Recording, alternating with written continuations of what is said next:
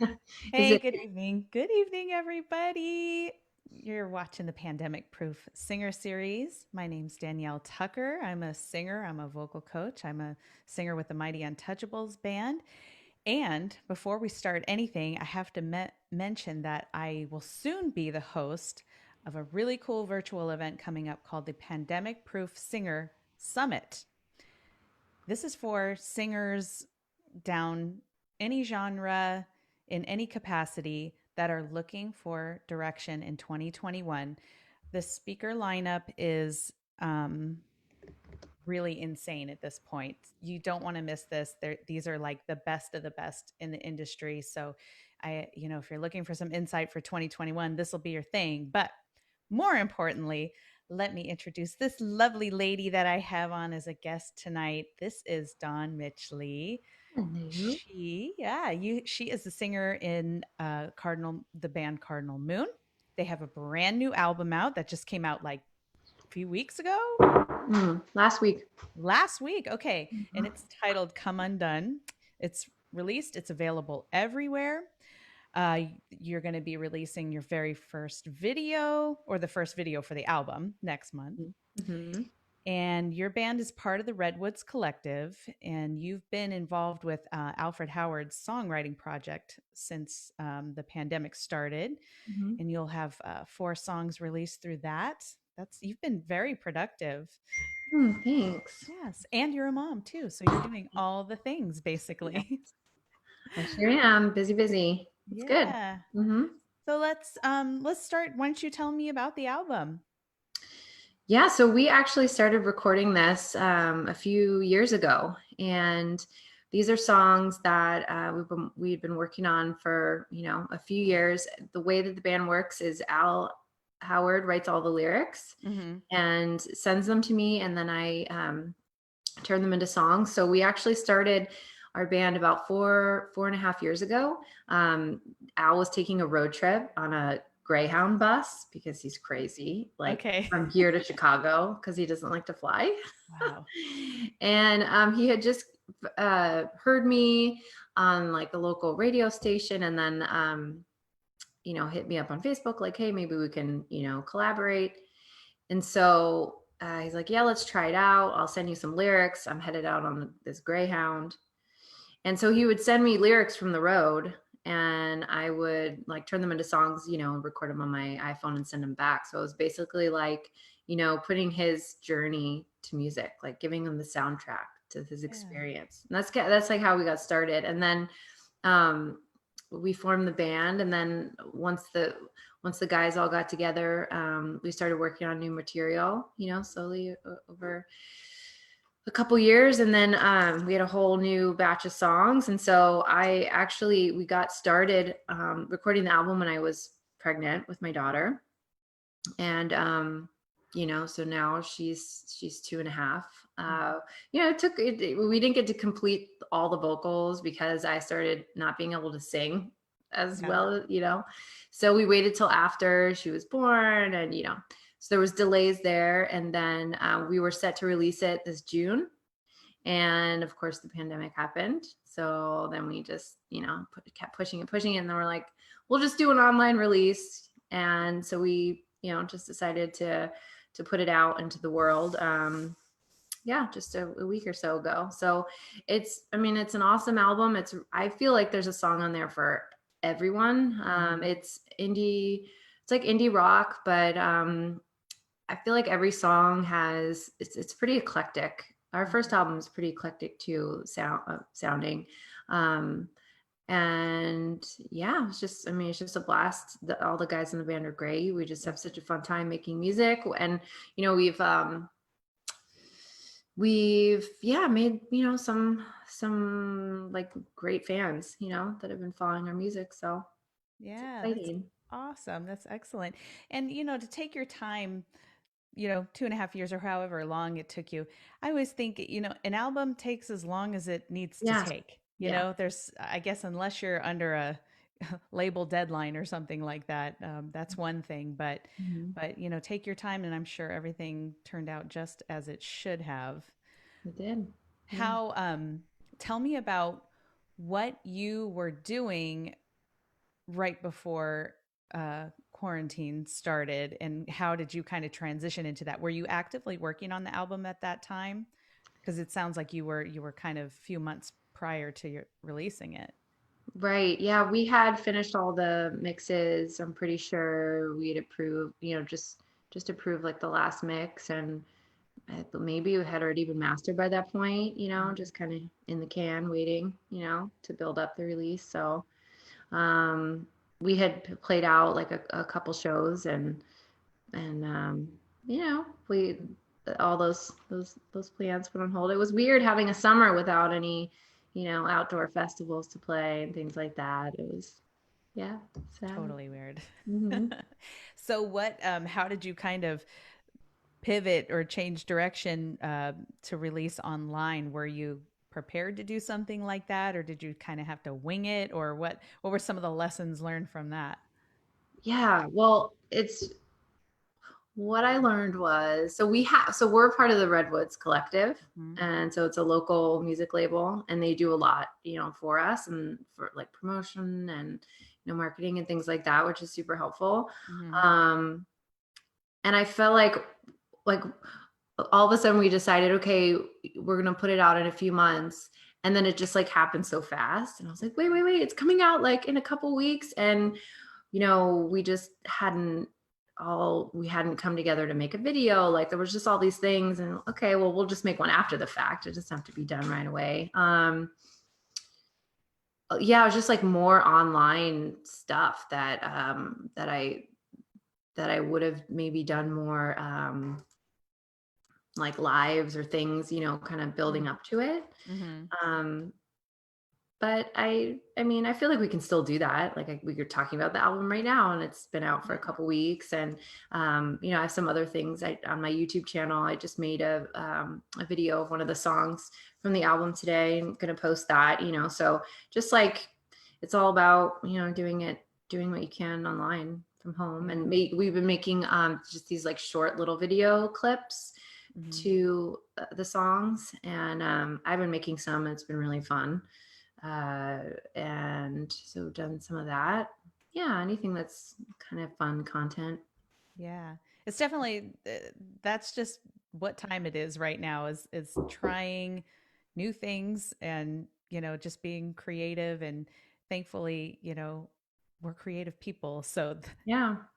it kind of is an easier process sometimes for us, I think, to make those changes. But the album sounds really, really cool. You also mentioned that you're involved in Alfred Howard's songwriting project. Now, this is aside from the album. Yeah. What's that about? So Al he is like one of the most prolific writers I've ever come across. And he's the percussionist in our band and also writes all the lyrics. And he basically like got this idea at the beginning of the quarantine that he wanted to do like write how we write, where he sends lyrics, to just singer-songwriters that he has known over the years. And I think he's even reached out to some people he doesn't know to be like, hey, do you want to help me put out 100 songs in a year, 2 songs Wow. a week? His lyrics, their music. He's got a few local, players that will do the production, or I guess they'll do the production too, wherever they are, because he's working with artists from all over the country, Mm-hmm. and just doing everything online. And so, yeah, I've done 4. I went into our guitar player Ian Owen. He is on a lot of Alfred Howard Writes project songs. He's an amazing guitar player, and he manages Mo's guitar shop in La Mesa. Mm-hmm. So, we made like a makeshift studio in there, and went in with our masks and everything. And during quarantine, it's like the 6 feet and separate rooms and everything. And, then I obviously took off my mask to sing, but, yeah, we just knocked out like those 4 vocals, and then he layered some beautiful production on top. And we released two of the songs, and I believe we have 2 more to go. Mm-hmm. So Al's like almost halfway through the project. So he's released, I think, 42 songs or something like Oh that my already. gosh. Yeah, 2 songs a week, every Monday, every Thursday. You can go to Alfred Howard Writes, and it's like a subscription-based thing where you can pay because you're supporting an artist, and he's paying out all the artists that he's working with, so it's not like he's just keeping it all. And so if you want to support local artists, you can so go to Alfred Howard Writes and see how you can sign up, and then 2 times a week a new song with a story. And here's like one of the most amazing parts. I don't know if you know much about the project, but his mom moved here a few years ago from the East Coast, and she's an artist. She's a watercolorist, and so she's painting an original painting for every song. So they're doing this together, where they're creating and creating and creating like constantly for this whole year, and then sharing it. And he writes incredible, funny, hilarious, like poignant, on point, like little short stories too, just like reflections on the times and stuff he's gone through and stuff. So it's not only the song, but it's the painting and it's the story. That's incredible. Yeah. I'd love to hear more about the songwriting process with him. So if he's developing all of the lyrics and he sends them to you, how does that process then unfold? Is he giving you general ideas for melody or tidbits, or does he just let you run with it? For the most part, he lets me run with it. Sometimes if he hears something, he'll send it, and I'll and sometimes it'll end up sounding like what he did, and sometimes it won't. But like during the pandemic, he actually started this before it became a project. Like he was just doing it, I think, for a month, every day, posting lyrics, and just like on Facebook, like a free for all, anybody who wanted to just take on a song. And so I was watching, and I was like reading through lyrics and stuff. And I tried like a couple, but didn't love them. But then he posted this one, and it was like, I was reading through the lyrics, and I just heard it. Like I was like, oh, this is a song. I hear this. I know exactly how this is going to sound, And so I wrote that song, and it was pretty easy. Like sometimes they jump out at me, and other times I just sit down and just play around, and then it like emerges, from there. And a couple times he has sent me like reference songs, like I hear this kind of vibe, and so that is something we've done too. Wow. And what's the production process for a project like that? If are you actually going into the studio together, like you said, for all of those, or are some of them more at home cuts or? Yeah, well, I went into the studio at Moe's Records or Guitars, and just did all the vocals there in one day. Just using all the nice equipment and everything. So I don't really have a home studio. So we went there, and I recorded all the vocals, and then he, just gets on it with guitars, and then sends it out. To like our drummer. We actually have a song that we released through the project under Cardinal Moon. So one is just like under my name because it's just me and guitar and singing, and then the other one's like through the band because our band played on it. And so they just sent out the files, and they have like better at-home studios, so they can just do it at their homes. Yeah, so that's how it works. Yeah, that's amazing. And is this also part of the Redwoods collective? It is. Yeah. Yep. So he's on there. Yeah. Tell me more about Redwoods Collective. Who all is involved in that? So it was started by one of the transfer members, Matt Malaris. He and Al started it, I don't know, maybe like 6 years ago or something like that. And yeah, some amazing artists like Bertie Bardot, Rebecca Jade, who I know you've had on here, Midnight Pine, us, Jake Nager's on the label. Who am I missing? Oh, Danny Bell.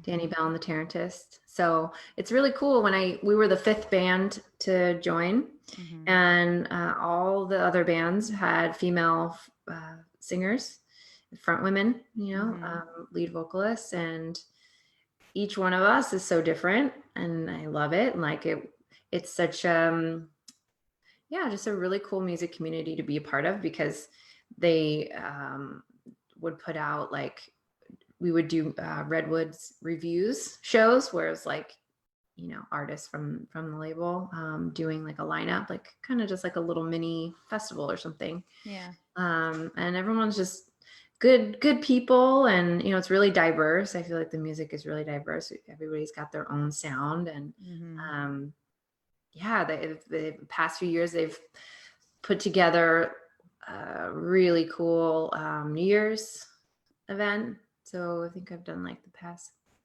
like 3 or 4 years doing it. It won't be this year, but maybe next year.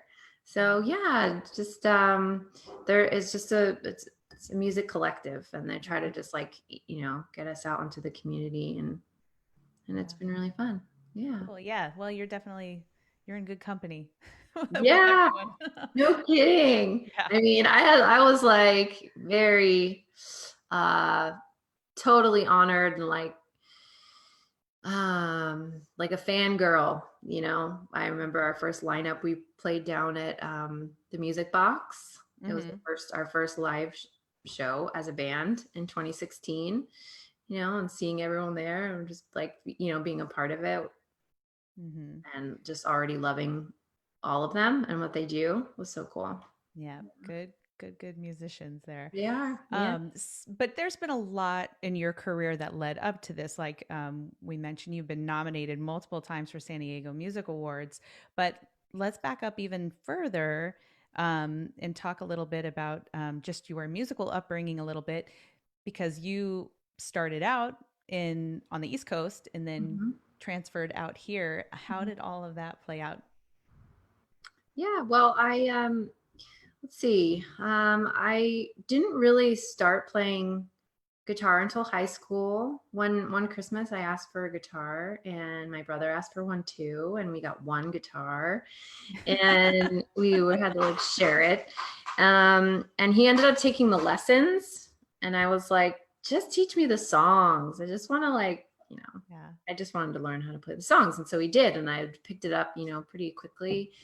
And so I'd do like little like open mic kind of things in high school. And then I went to school in New York City. I went to college in New York City and started like my first little duo band with another female. And then we like made our little demo, when some people said, "Oh, you do great out in California." And then I don't know how I ended. Why that? Why do you think they suggest, if you're already in New York City, which is like a music mecca, what do you think was the like reasoning for, I don't know, just a better fit? And I think our sound. I think we were a little like too Jack Johnson-y for the city. Okay. You know what I mean? Okay. It was like mellow vibes. Yeah. You need to go where all the hippies are. Come on. Yeah. So that's what I did. And she didn't come. So I came out here, and then I don't know if you ever went to or heard about the Green Room at Twigs. It's in University Heights. Yeah, I've heard of it. I haven't been there though. Yeah. Well, it was like, around 2005. It was when I first did my first open mic. And it was like absolutely terrifying. But it was one of the coolest nights ever. I mean, I thought I was, I'm sure every artist has this. Well, a lot of them do, you just feel like you're not going to make it to the stage because you're going to be sick or something. Like, I had total stage fright for years and years, like where I like couldn't feel my fingers. Like I would get off stage and like not even remember, like, how did that even happen? Like I would get very, very scared. And I don't know, do you know Johnny Cicolella? Do you know him? He ran that Green Room for years. And he ran that open mic with Tim Mudd, who was the host. And Johnny was from Jersey. And after I got off the stage that very first time, I did 2 songs. I think one was a cover and one that I wrote. And the host, Tim Mudd, said, Johnny wants to see you outside. And I'm like, who's Johnny? I don't know. This is my first time here. And Johnny was like, hey kid, like that was pretty good. Like, you want to come back and do 30 minutes, like do a 30-minute set? I'm like, 30 minutes? What? No, me? I can't. It just was like, I could barely get through like 7 minutes. But anyway, I said yes. And I said, well, I need time, so I think I took like,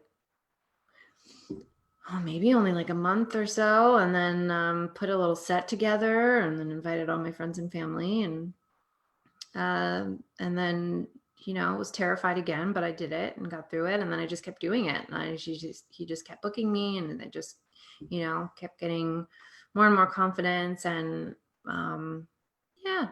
getting my feet wet. So I was down in that scene for like years doing that and meeting some like incredible musicians along the way. And we just had our little community, and I was just learning and growing and, making music, making albums, and just loving it. And so grateful for the San Diego singer-songwriter community.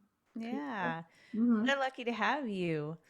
That's surprises me to hear about the stage fright thing. And I'm always so like interested in the psychology behind stage fright, because so many people have a story like that. And I think it's so funny how what that little thing, that sick, twisted thing in our head is that compels us to put ourselves through that over and over again. Do you really love music that much? Do you really love singing that much that you want to like put that emotional strain on your body? It's such a twisted thing.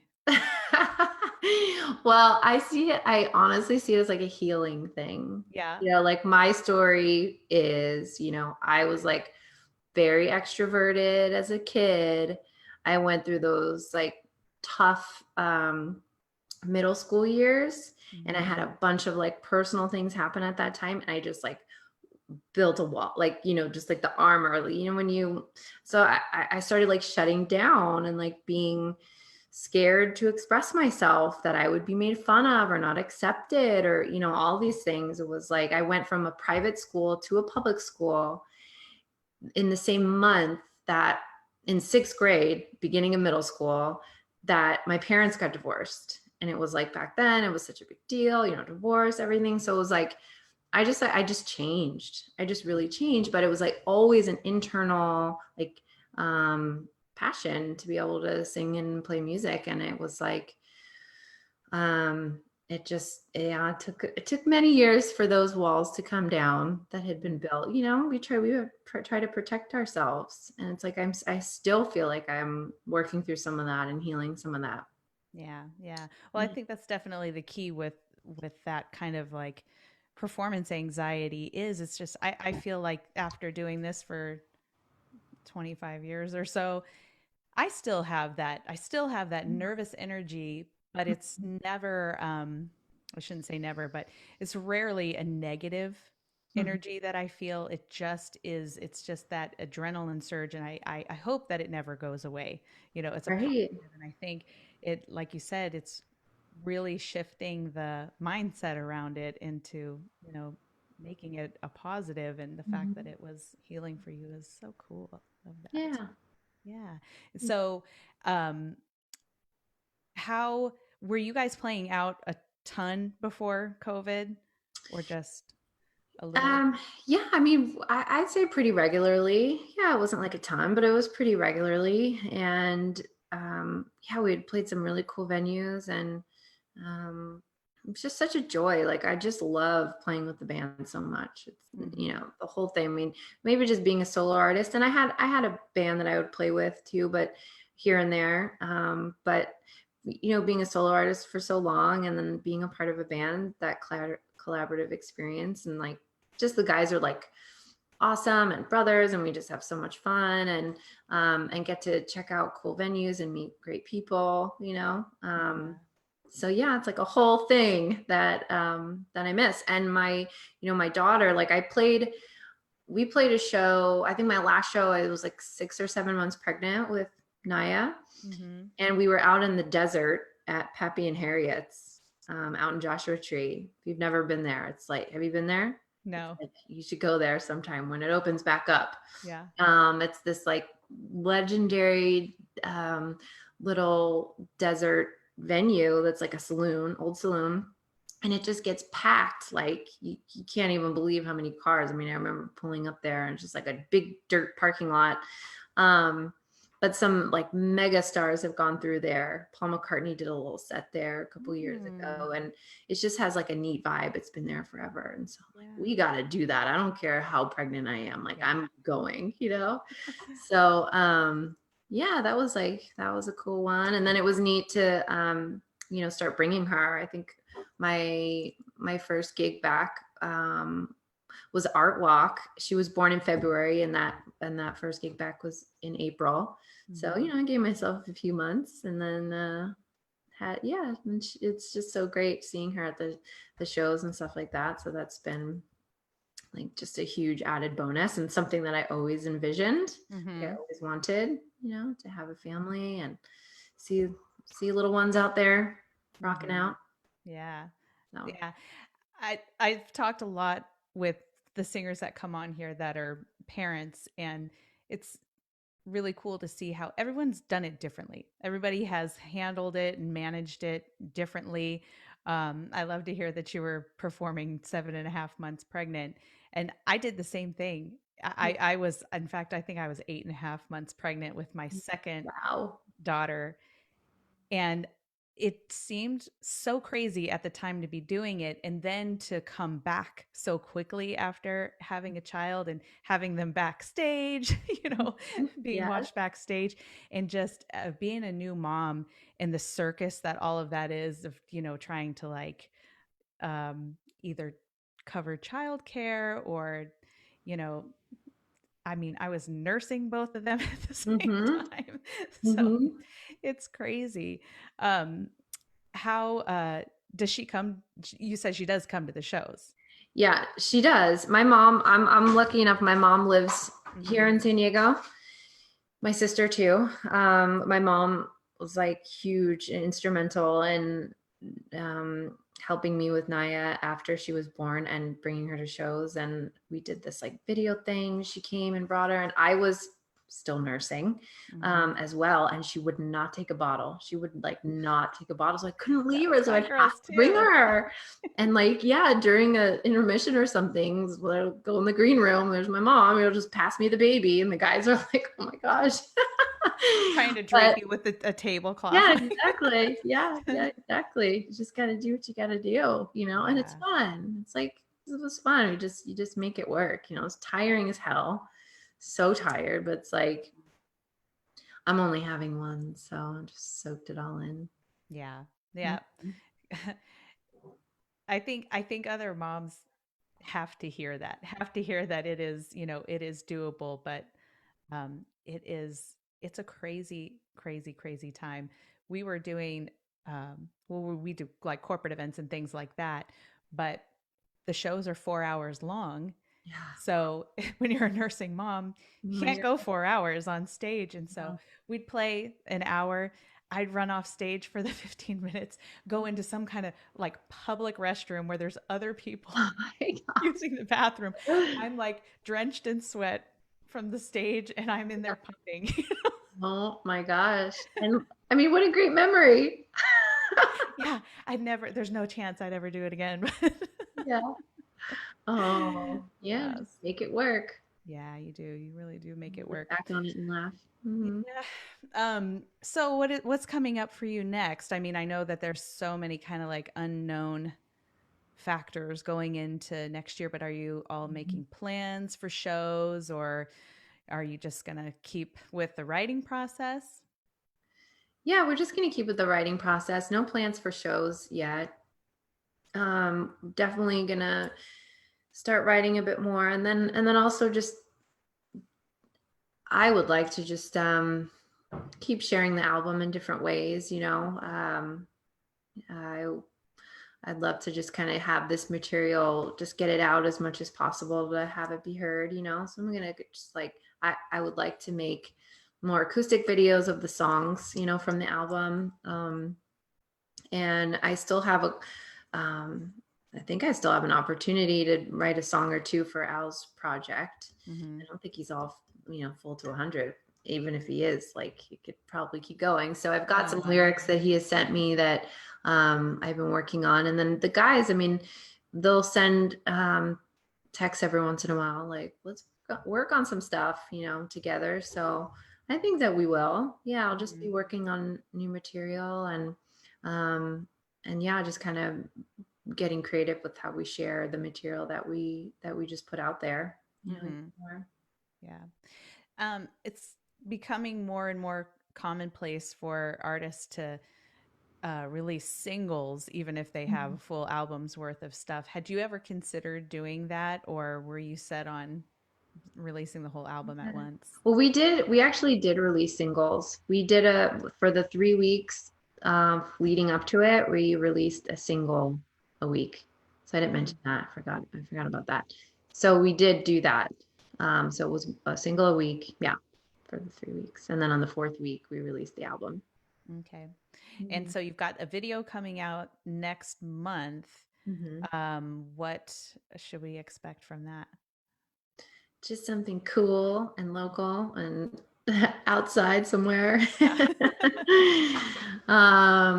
Yeah, Marissa Mortati, she's awesome. She works with the Redwoods and she films a lot of the videos and she does a lot of the online, like, social media stuff. She's great. So we'll be working with her. She's going to, you know, put it all together. And yeah,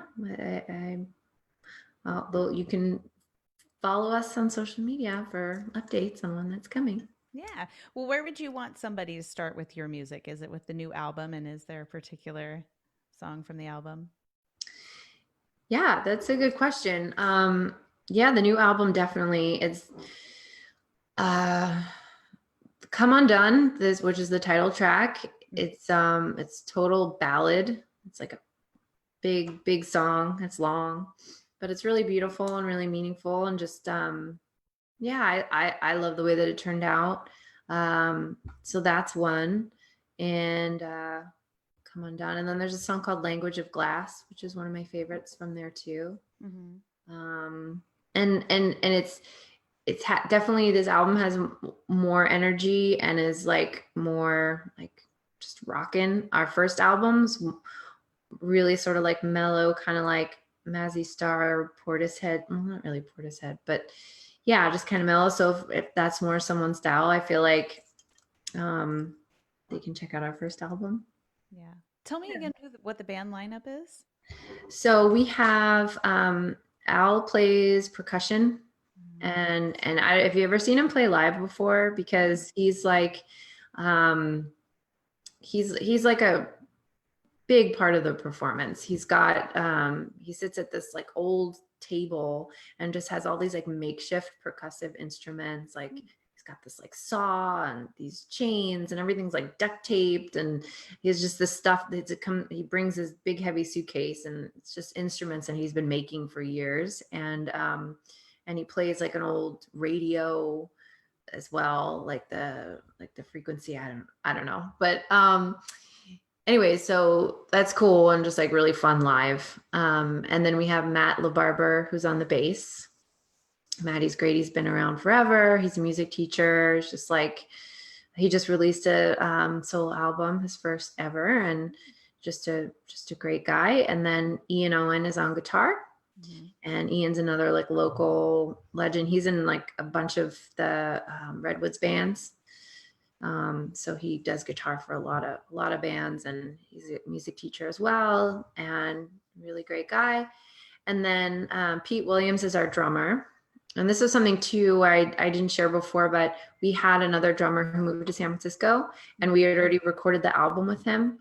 And we actually went in and re-recorded the drums with the new drummer, because they're different drummers, and it was like a different vibe. And for us moving forward, we just felt like him being a part of the band is a pretty big thing.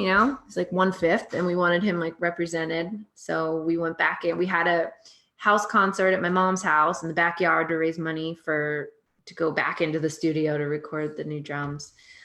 So Pete is awesome, and he did an incredible job on the album, and we're glad we went and did that. I mean, we miss Dylan, and Dylan was like Dylan Jones. He was instrumental in like creating the songs. When we would just like go into the studio and kind of figure them out as a band. And we miss him, but he's off to greener San Francisco pastures. So very good. I want to hear about the fundraising through house concerts. Yeah. How does that work? Well, you just invite a lot of friends over to your house. And we did it in my mom's backyard, but I've done a bunch of house shows over the years. It's really fun. Really intimate way to, connect with people. And, some people are like super into it, and like inside they'll create like a whole listening room.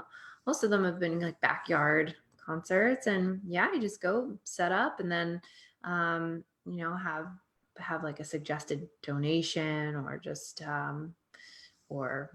just say it's like a ticket, and tickets are X amount. And then, people have just been really generous, and we were able to make what we needed in one night doing that. So it's a great idea, when things kind of get back to normal. It's a great way. People feel good about supporting you, and, they get like this intimate experience. So it really is a really cool experience. It's just having the smaller groups, and that may be, a more common thing going back, because it is a smaller group of people coming together generally. But it's so cool when you can pull a small group like that together, and the food and drinks and just all the easygoing stuff. I love it. Very cool.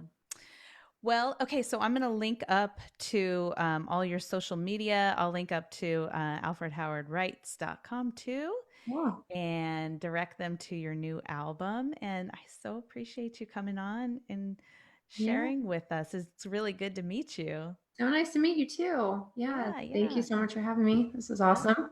Yeah. Well, I wish you the best, and I'll look forward to hearing your album, and hope to see you out there performing really soon. Yes, I hope so. Likewise. Thank you. All right. Well, good night, everybody. See you next time. Bye.